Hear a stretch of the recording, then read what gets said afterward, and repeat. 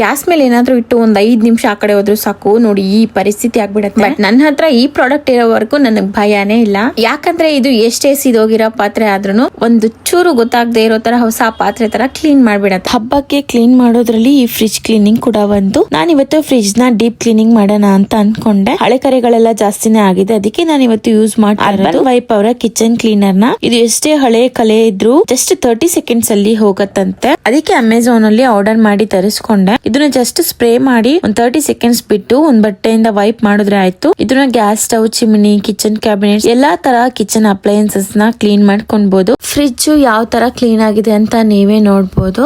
ಅಷ್ಟೇ ಅಲ್ಲ, switch boards ಕೂಡ ಕ್ಲೀನ್ ಮಾಡ್ಕೊಬಹುದು. ಇದು ಆಸಿಡ್ ಫ್ರೀ ಸೊಲ್ಯೂಷನ್ ಆಗಿರೋದ್ರಿಂದ ಸ್ಕಿನ್ ಗೆ ಆಗ್ಲಿ ಅಪ್ಲಯನ್ಸಸ್ ಗೆ ಆಗ್ಲಿ ಯಾವುದೇ ತರ ಪ್ರಾಬ್ಲಮ್ ಆಗೋದಿಲ್ಲ. ಈ ಮೈಕ್ರೋವೇವ್ ಅವನ್ ಅಲ್ಲಿ ಏನಾದ್ರೂ ಕುಕ್ ಮಾಡಿದಾಗ ಆಯಿಲ್ ಗ್ರೀಸ್ ಎಲ್ಲ ಜಾಸ್ತಿನೇ ಅಂಟ್ಕೊಂಡ್ ಬಿಟ್ಟಿರುತ್ತೆ. ಅದನ್ನೆಲ್ಲ ಕ್ಲೀನ್ ಮಾಡೋದು ತುಂಬಾ ಕಷ್ಟ ಅನ್ಸ್ತಾ ಇರುತ್ತೆ. ಬಟ್ ಈ ಸ್ಪ್ರೇ ಇಂದ ತುಂಬಾನೇ ಈಸಿ ಆಯ್ತು. ನಿಮ್ಗೇನಾದ್ರೂ ಈ ಪ್ರಾಡಕ್ಟ್ ಬೇಕಂದ್ರೆ ಲಿಂಕ್ ಅಂತ ಕಮೆಂಟ್ ಮಾಡಿ, ಇಲ್ಲ ಅಮೆಝಾನ್ ಅಲ್ಲಿ ಹೋಗಿ ಬೈ ಮಾಡಬಹುದು. ಇಲ್ಲ ಅವ್ರ ಐಡಿ ಟ್ಯಾಗ್ ಮಾಡಿರ್ತೀನಿ, ಚೆಕ್ ಮಾಡಿ.